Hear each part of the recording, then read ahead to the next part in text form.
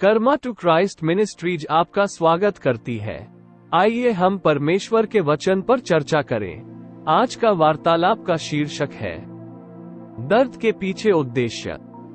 आज के बाइबल छंद है इब्रानियों अध्याय 5 छंद 8।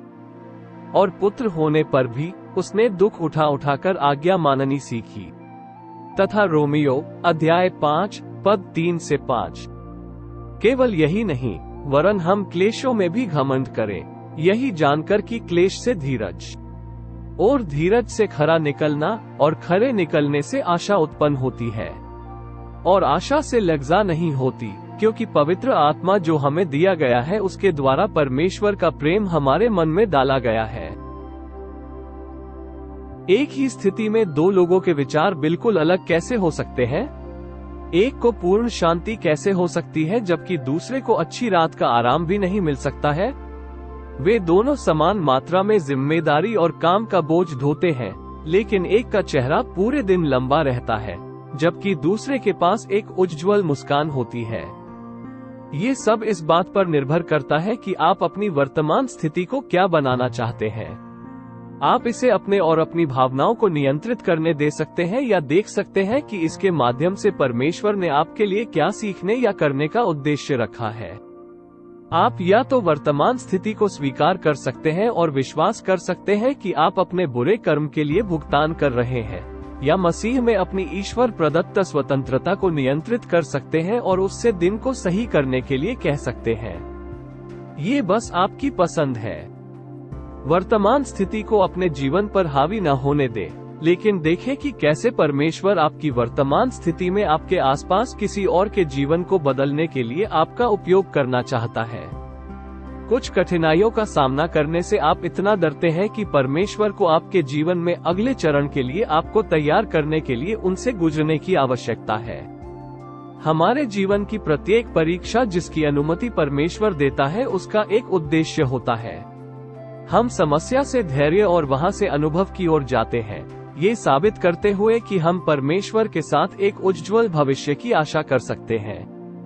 परमेश्वर आपके जीवन की प्रत्येक चुनौती को आपके आध्यात्मिक विकास के लिए एक प्रशिक्षण दिवस के रूप में देखता है। इसे इस तरह देखना भी सीखें। याद रखें, एक मुस्कान, प्रोत्साहन का एक अच्छा शब्द, सोशल मीडिया पर एक पसंद या सकारात्मक टिप्पणी एक लंबा रास्ता तय करती है। हो सकता है कि आपका सकारात्मक रवैया दूसरों को वर्तमान स्थिति पर अपने नकारात्मक दृष्टिकोण की जांच करने और तूफान के भीतर आशा खोजने के लिए मजबूर करे। आज उस प्रतिज्ञा का दावा करें कि मसीह में आशा रखने से लज्जा नहीं होती।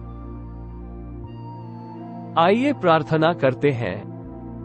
स्वर्गीय पिता, आपने मुझे जीवन और कृपा प्रदान की है और आपकी देखभाल ने मेरी आत्मा को सुरक्षित रखा है।